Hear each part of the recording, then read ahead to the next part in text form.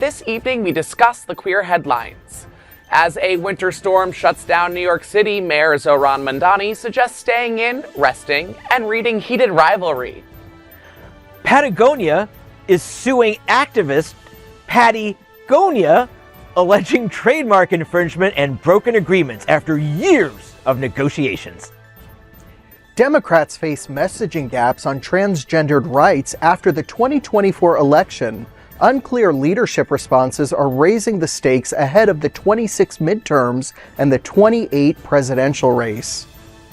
Minneapolis erupts in protests after federal agents fatally shoot and kill Alex Pattie and Renee Good. Videos dispute official claims. Nationwide outrage continues. Emmy-winning reporter Jana Shortle was shoved and pepper sprayed by federal agents while covering protest after Alex Pattie's fatal shooting in Minneapolis. All of this important LGBTQ plus news and more this evening on Queer News Tonight.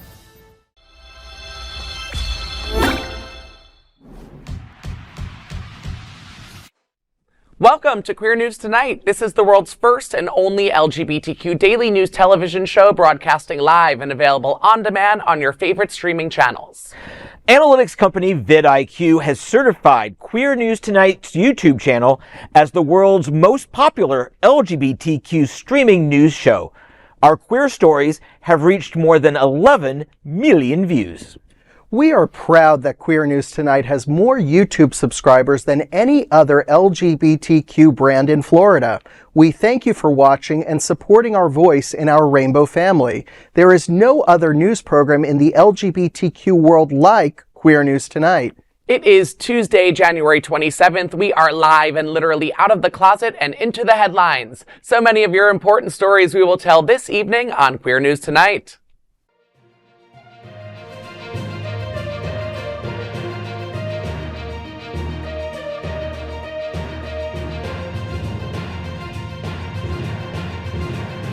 You're watching Queer News Tonight, the world's first daily LGBTQ evening news show. Welcome to the world's most important LGBTQ evening news show.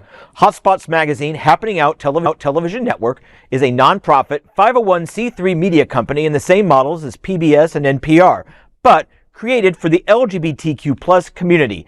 Our nonprofit mission is to support the 11 pillars of our community. We want to inform and educate the key issues of lesbian, trans, Latino, Black, healthcare, seniors, students, faith, social justice, business, and queer culture. Help us support our incredibly diverse community. We are part of one of the largest LGBTQ nonprofit media companies in America, Hotspots Magazine and Happening Out Television Network. Hotspots Happening Out is a proud beneficiary of the 2026 Florida AIDS Walk, standing strong by our healthcare pillar. Funds raised are matched dollar for dollar in support of our HIV policy reform and educational programs, including our MSM conference. We invite you to donate and join us on March 21st to walk in support of the Hotspots Happening Out teams. In 2026, our magazine is celebrating 41 years of the LGBTQ experience, and Queer News Tonight is celebrating our 5th anniversary with more than 11,000 LGBTQ television stories. We present South Florida's major gay events, including Pride Fort Lauderdale, Stonewall Pride, and Pride Fete. Our magazine, events, television news, talk and television entertainment shows support our mission to educate the LGBTQ community and the broader community. In 2026, more than 100 community leaders will sit at this table and share their voice as our anchors. Together, we host this show to support the LGBTQ community. Let's meet this evening's anchors at Queer News Tonight. Let's welcome anchor Brian Bender. Brian is a lifelong South Floridian, Broward County teacher, community volunteer, and leader, and on the Education Advisory Board of Fort Lauderdale. Welcome back to the show, Brian. It's great to have you at the table. Thank you very much, gentlemen. I am so excited to talk about all the gay news we can possibly talk about tonight. Woo! And for a teacher, 2 words. 6'7". Oh gosh, that's 6'7". I can't wait till that goes away, replaced by something equally as annoying.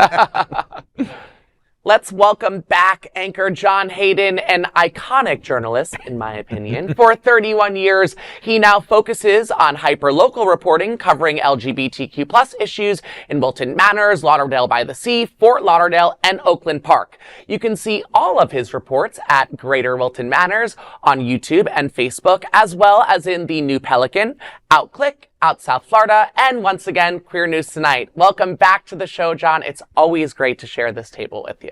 I am so glad to be back at the table. I really am. It's been a minute. Lots going on in our community that we all need to keep track of. I'm doing my part, and I'm here to share it, so thank you for welcoming me back. I appreciate it. Thank you for doing the work. No, absolutely. And, of course, let's welcome tonight's lead anchor, Eric Restivo. Eric is a well-known DJ, cabaret singer, and host here in South Florida. Over the last 15 years, he's had DJ residencies in New York City, P-Town, and L.A. Eric can now be seen, and clearly heard, hosting and singing weekly all up and down Wilton Drive. Welcome to the show, Eric. Thank you for having me back. I am excited to dive right in with tonight's headlines. I'm Eric Restivo, and let's queer up gay culture. New York City Mayor's snow day advice: stay home, read gay hockey romance. New York City Mayor Zohran Mamdani is going viral for offering some very on-brand advice as a powerful winter storm blanketed the city with record snowfall. The storm hit Sunday, January 25th, grounding flights, disrupting buses, and forcing schools to shift online on Monday. During a press conference, Mamdani urged residents to stay indoors, pick up a queer romance class. The snow is coming down heavily across our city, and I can think of no better excuse for New Yorkers to stay home, take a long nap, or take advantage of our public library's offer of free access to Heated Rivalry on ebook or audiobook for anyone with a library card. That's my mayor. His comments followed a New York Public Library announcement that Heated Rivalry and other titles from Rachel Reed's Game Changer series are instantly available to cardholders through February 14th. The hit story about rival hockey stars and secret lovers Shane Hollander and Illa Rosenoff recently exploded in popularity thanks to a smash TV adaptation. Mamdani's queer positive message reflects his long-standing LGBTQ plus advocacy. Exit polls show 81% of queer New Yorkers voted for him, proof that sometimes representation really is a page-turner.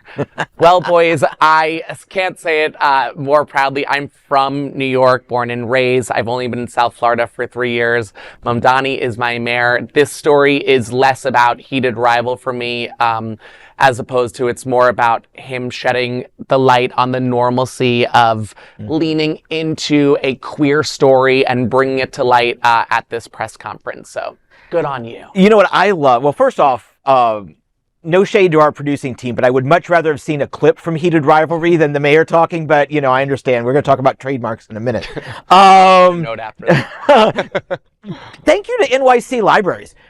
When the weather got really bad and they want people to stay home, they're saying, look, here's another option. You know, here's a way to go. But Eric, no snow days anymore? You have to get online. Come on. There were snow days when we went to school, and thank God, because I would probably be that I'd probably be that child who would be begging my mother or just making up a sickness to not go to school, you know. Yeah. Brian, have you seen Heated Rivalry? I have not seen Heated Rivalry, but what really struck a chord with me was that we have a politician here that's signaling queer normalcy, you know, to the broader public. You know, he's saying, you know, check this out. You know, it's not a boogeyman. It's not something that gives people the ick. It's something that's really positive. It's something that's in pop culture, and I think a lot of New Yorkers are really going to take his advice and run with it. So 81% of queer New Yorkers are shown in the polls. We just need to get that other little group of you to get on board. Not sure where you were on the day where everyone was voting, but do better. I'm John Hayden. Let's queer up drag culture. Patagonia sues drag activist Pattie Gonia over trademark dispute. Stay with me because this one's worth it. Outdoor clothing brand Patagonia is suing the drag queen and environmental activist Pattie Gonia, claiming trademark infringement. Last week, the company took legal action against Pattie, whose out-of-drag name is Win Wiley. Patagonia, the company, says the lawsuit comes after years of attempted resolution. In a press release, they say, quote, "While we wish we didn't have to do this and actively engage with Pattie for several years to avoid this, it has become necessary to protect the brand we have spent the last 50 years building," end quote. Patagonia says that a prior agreement was broken when Pattie began selling branded apparel online in late 2024 and continued using versions of Patagonia's logo. You can't do that. That's what you can't do. Can't. Right, you can't do that. The brand also says that in September of 2025, Pattie filed a trademark application seeking exclusive rights to the name, which Patagonia, the company, says could, quote, "pose long-term threats to Patagonia's brand and activism," end quote. The company is seeking $1 million and wants to block future merch sales and federal trademarks. Patagonia has not yet responded. The activist did make headlines last year, raising more than $1.1 million for environmental nonprofits during a 100-mile trek in full drag. Okay, I mean, no small feet. No. Hopefully she has big feet. Yeah, so you got to walk on that. I hated that. This is the inevitable end or the inevitable outcome of her choosing this name. I don't like to victim blame, but I really don't know who the victim is here. I was so on board with everything that you were saying, and then you mentioned the logo. Like when you try to use the same logo of a major brand. Also, side story, like this stuff happens all the time, not just to like drag artists who are doing good things with their platform. Long story short, my sister has a company. Her name is Paige. There is a denim company called Paige Denim, and my sister had a very small jewelry business, Paige Jeweler, like whatever it was, Shop Paige, and that billion-dollar company came for her with lawsuits just like this, $1 million suit trying to ban future sales on anything. There wasn't a logo sharing, but it just is, why do these big companies need to come for Patagonia, who is using their platform to do good in the world? It's like, I don't understand. The $1 million that company would get from Patagonia is not going to either not going to do a buckle in their belt. You know, they're not even going to realize that they've gotten the $1 million. You know, it's interesting when brands embrace queer activism and then they don't embrace it. You know, it's like, you know, it's like, what do you want? Do you want the exposure or you don't want the exposure? Obviously, if she's able to raise over $1 million for things that they support, because I know that they are very big into philanthropy, you know, she's just an outreach arm of their organization at that point, I would think. Yeah, they need to, of course it says they did try to work it out before. Right. But they need to merge forces because they both have basically the same, at least publicly, same core value. Make her the mascot of the face of Patagonia. I mean, like, this is a huge marketing opportunity for both of them to make a great amount of money. Maybe bring in a queer clientele that you didn't have before this drag queen has brought some attention to your brand. I'm not sure. And their brand is named after a region in Argentina, so like who's copying who here? It's like they're copying Argentina and she's copying that. So I don't know who's more original with this one. So I shouldn't cry for Patagonia? Don't cry for Patagonia. Don't cry for Patagonia. But I do, if you are watching and you are someone who wears Patagonia, I heard a rumor that there is a pair of pants that Patagonia has created that has sunscreen inside of them already. Oh. I am interested to find out if that is true. If anyone is watching at home, let me know. I'm Brian Bender, and let's queer up politics. Democrats face test on trans rights messaging ahead of the midterms. According to the new Axios reporting, Democrats are still struggling to respond to Republican attacks on transgendered rights. The party needs to establish its messaging as it looks toward the 26 midterms and the 28 presidential race. Axios sent 3 trans-related questions to 11 potential 2028 Democratic candidates. Only 3 campaigns responded: Pete Buttigieg, Rahm Emanuel, and Pennsylvania Governor Josh Shapiro. Others included Kamala Harris and Alexandria Ocasio-Cortez, but they did not reply. Buttigieg previously said trans issues should be handled with compassion for transgendered people and empathy for people who are not sure what all of it means for them, adding that sports decisions should not be made by politicians.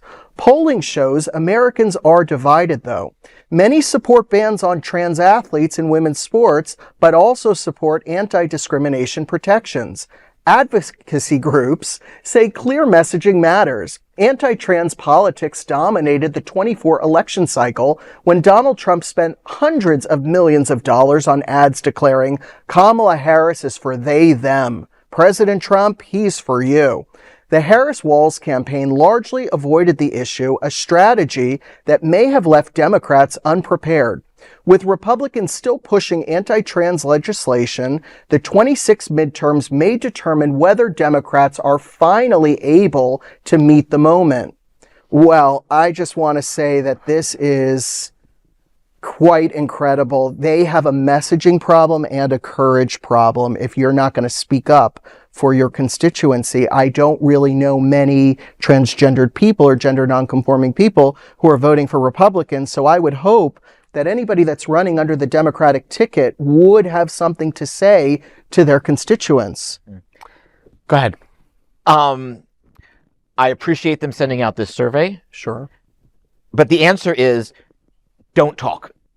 I support my trans brothers and sisters. They are neglected. They are so important. They are the people we need to pay attention to, but we don't need to give sound bites on. We have other issues that reach in, we have our citizens being shot in the streets. Yeah. We have children being held as bait for their possibly non-documented parent to come out and be arrested. We've got an economy that is teetering on being adequate. All of these things, we win on these issues, and our trans brothers and sisters also win. They come along.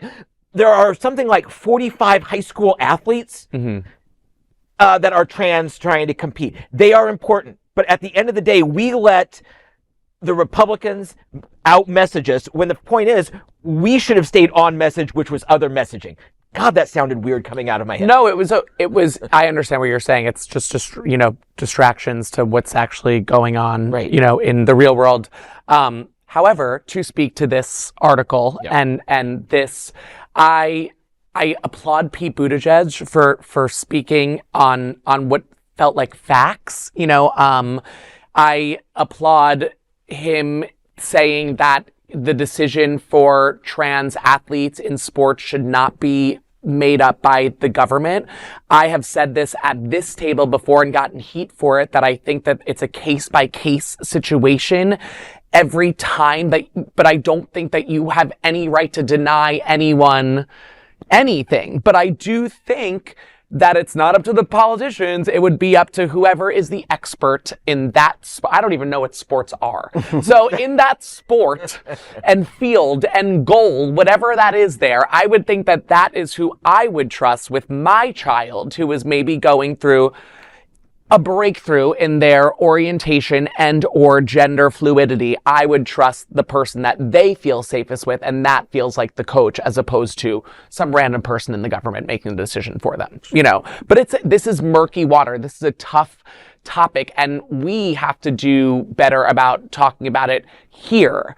The government has to do better about shifting the narrative to just be about trans people, because like you said, there are so many other things going on in the world that will uplift everyone once they get solved. I think the Democrats have to make a decision whether or not trans people are a liability or if they're a community worth fighting for. And I do understand what you're saying, John. Stop talking about it. All water lifts all boats. What is that expression? Rising tide lifts all boats. Rising tides lift all boats. So I understand what you're saying about that, but I also think that it's very important that we message to the people that we want to come out and vote for our candidates.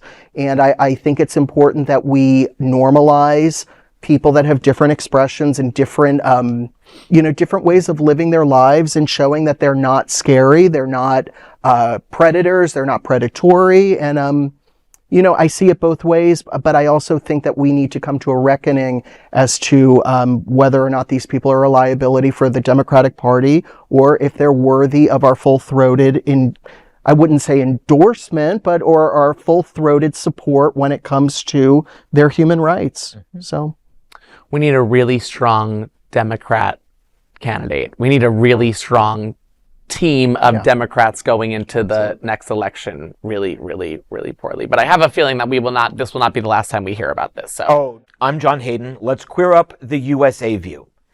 What people are doing here is beautiful. Minneapolis rises against ICE. Folks in Minneapolis are taking to the streets in growing numbers after ICE agents shot and killed a second person over the weekend, deepening fear and fury across the city. The killing of Alex Pattie, a 37-year-old ICU nurse at the Department of Veterans Affairs, comes just days after an agent killed queer wife and mother Renee Nicole Good. Clear video evidence contradicts federal claims that either posed a threat. Phone footage suggests that Renee Good was shot while driving away, and Pattie was shot 10 times after being beaten to the ground for helping a woman who had already been shoved and attacked by an agent. Trump administration officials claim that Pattie had threatened agents with a gun. Videos show that he did not. Despite accusations that both were paid agitators, Minneapolis residents are not backing down. Instead, they are building vast, decentralized protest networks. Trans writer and activist Margaret Killjoy wrote that she has never seen anything approaching this scale in 24 years of protest work, saying, quote, "Minneapolis is not accepting what's happening here. What people are doing here is beautiful. It's a tragic beauty, but a real one," end quote. From a massive general strike shutting down 700 businesses to faith leaders staging a sit-in at Target's headquarters to neighbors too afraid to leave home, the protests continue to grow. I think this is a tipping point in this administration. I thought Epstein files would be, but we're suddenly just not talking about that. Yeah. But this may be Trump's Katrina. Like the Bush administration never recovered from that because it was clear for everyone to see what was happening, and this is clear. The same thing, and it's a bunch now. It's not just isolated incidents. It's happening constantly, repeatedly.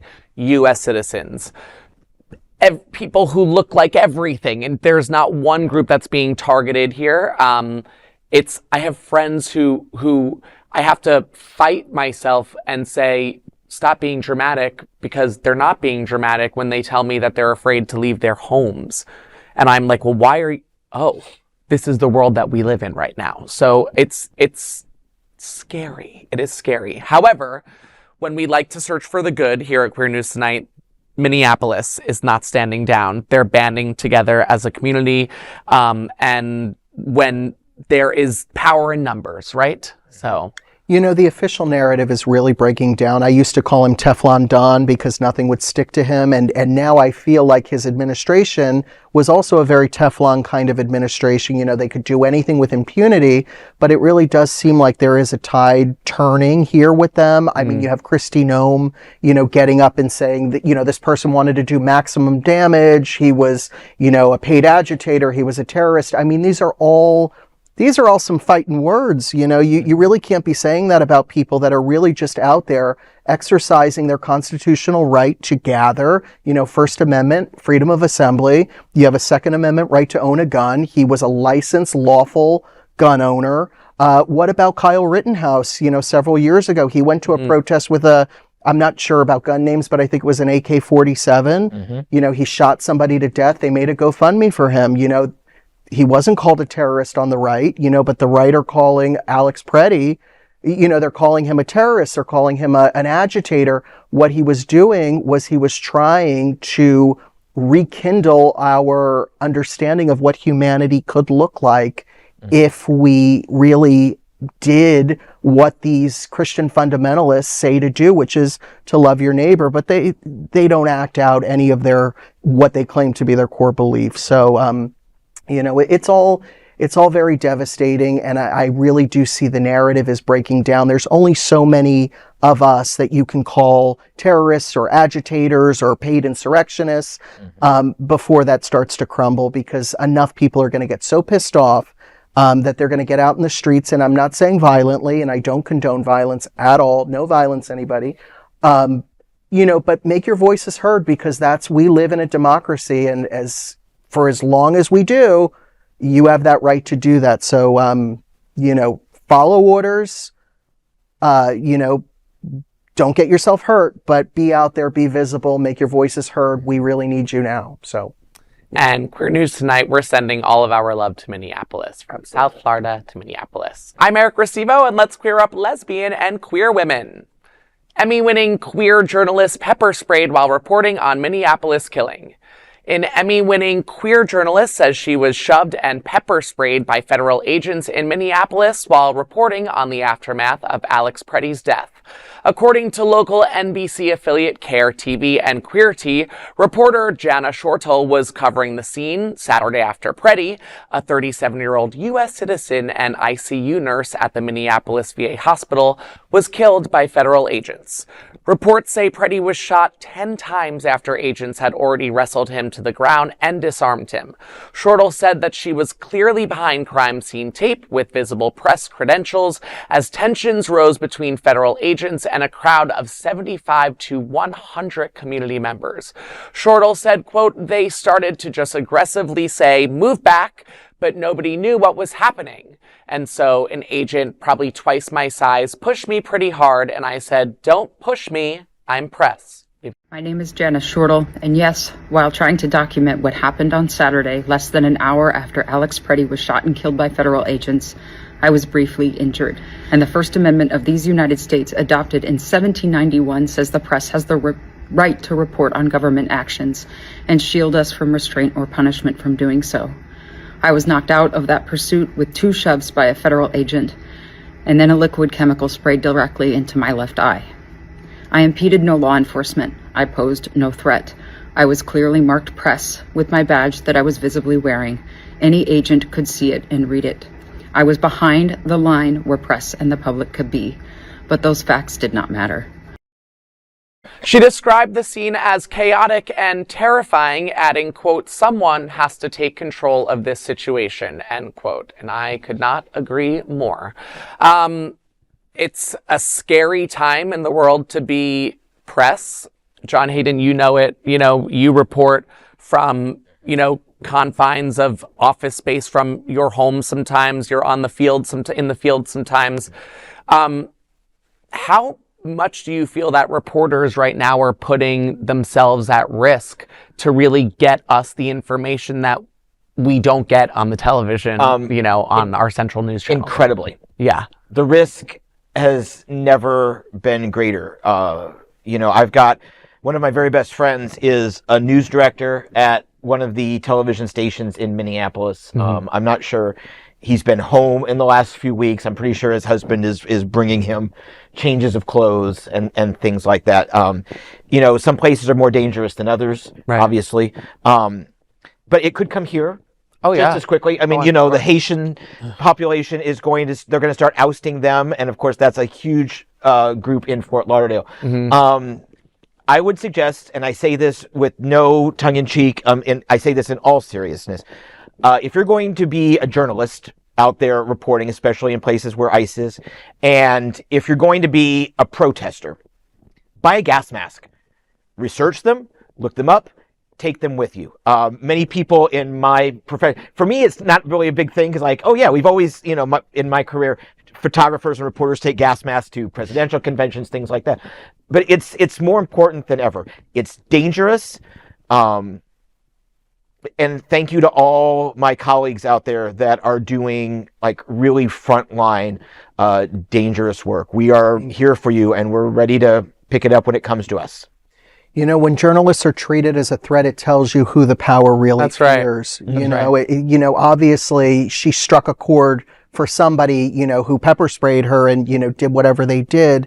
Having a free press is not a luxury. It's a warning system in our country. Yeah. So when you take out a warning system, people are not informed as to what's going on. And that's what they want. They don't want us to know exactly the tactics that they're employing to take people out of their homes, to rip children away from their parents, on school lines, on bus lines, where, you name it, they're taking people away. And it's scary. And, it harkens back to Europe in the 1930s and 40s. It harkens back to, any conflict where people are not given their, due rights. They're just, law abiding, ways that we do things in this country. It's a scary time. And hopefully, we get back to some normalcy soon in the midterms. Hopefully we get back to some normalcy in 28. Keeping my fingers crossed, only time will tell, but we need to make our voices heard. This was a small deed little boy of a federal agent who got triggered by a powerful woman in a position of press who pepper sprayed her in the face because he's got anger issues and he's allowed to wear a badge. That is how I look at this. Absolutely. So I applaud everyone on the front lines doing the work, but just as a reminder, who run the world? Girls. Okay. LGBTQ 1 Minute News. Let's queer up sports. Married lesbian couple to compete at the 2026 Winter Olympics. The 2026 Winter Olympics are set for an LGBTQ plus showdown. Married skeleton sliders Kim Mailmans of Belgium and Nicole Silveira of Brazil will go head-to-head in one of the game's fastest sports. Mailmans is a two-time Olympian and European champion, while Silveira delivered Brazil's best ever Olympic sliding result in 2022. They got married in August 2025, and the couple shared, quote, "It feels extra special to potentially compete as a married couple," end quote.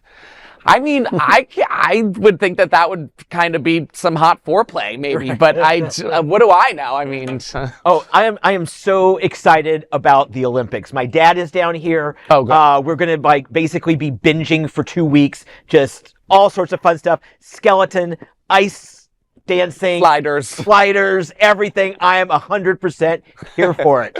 Me too. LGBTQ plus 1 minute news. Let's queer up the world view. The Traitors twists traces back to Soviet mind games. Everyone's buzzing about The Traitors after its jaw-dropping season finale. And the hit series has a surprising origin. The show is loosely based on a Soviet-era psychological experiment from the 1980s. Created by Moscow State University student Dmitry Davidov during the Cold War, the exercise explored deception, trust, and power. The experiment explored how the uninformed majority versus the informed minority behave under deception. Davidov later described its evolution into the global game Mafia.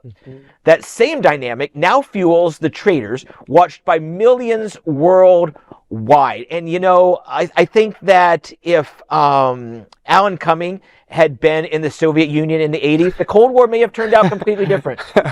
I completely agree. You know that we love Alan Cumming, everything about him.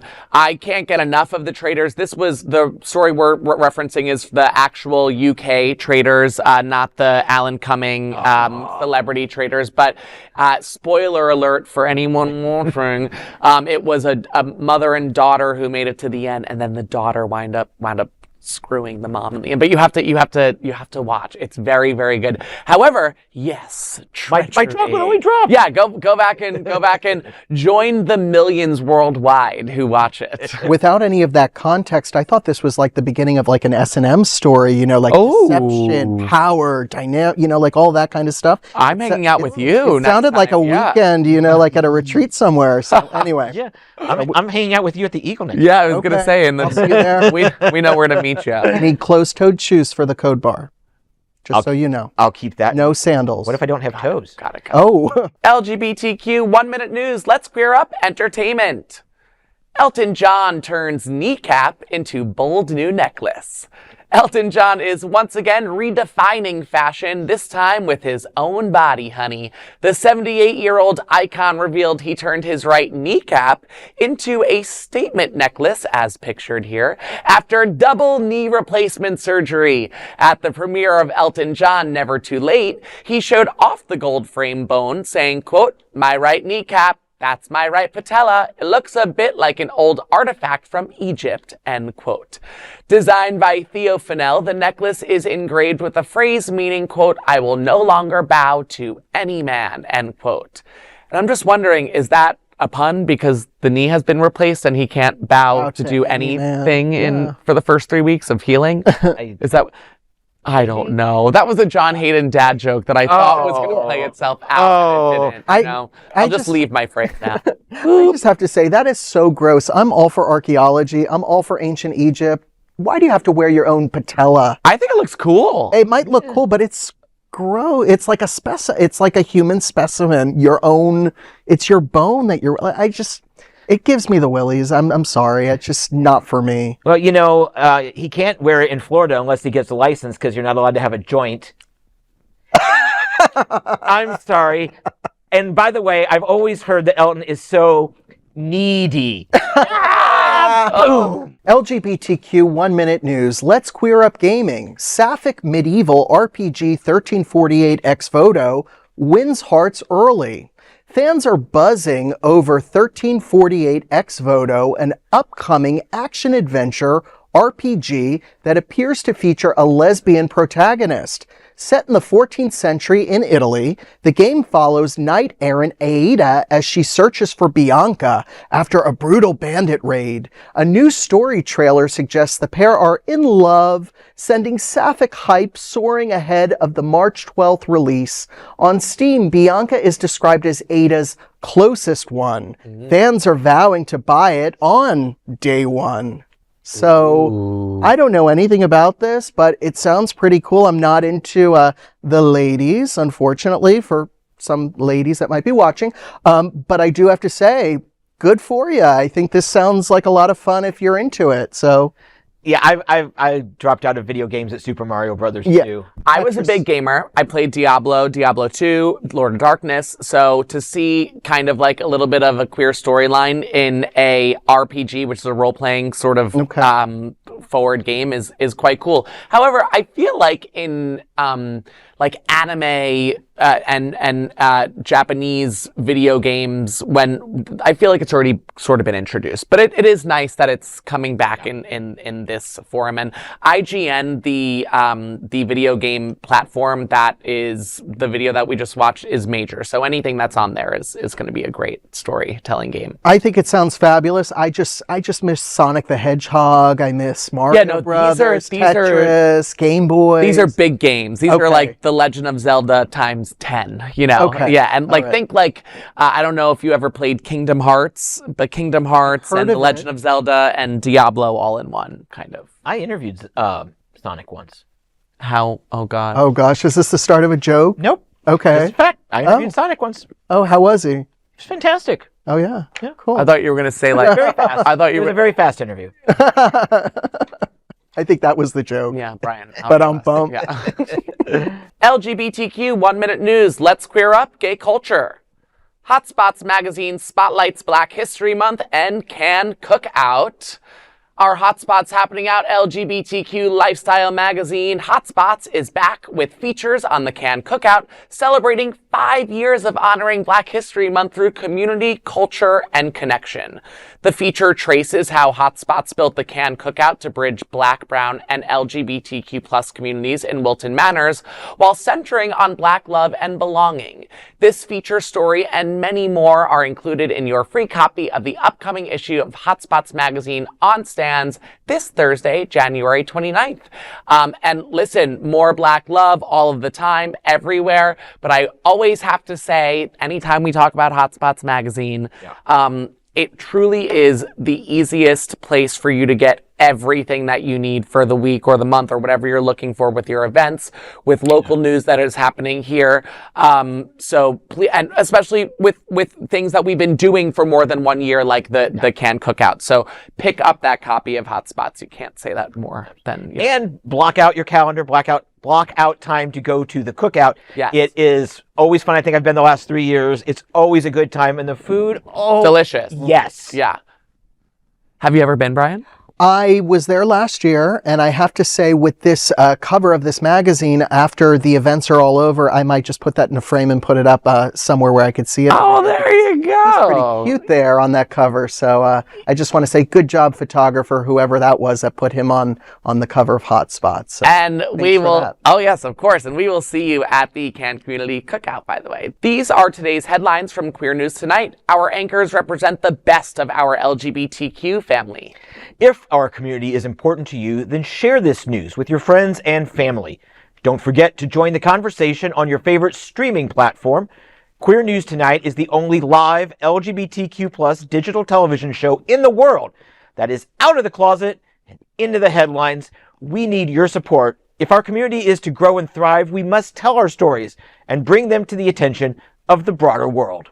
This is the only place in the world that tells these types of LGBTQ stories in motion and in sound. That's the passion of Hotspots magazine, Happening Out, television network, and Queer News Tonight. I'm your anchor, Eric Restivo, and I thank you for joining us on behalf of my fellow LGBTQ anchors here at Queer News Tonight, John Hayden and Brian Bender. We'll see you daily at 8 p.m. To our LGBTQ+ world, we wish you a good night. Good night.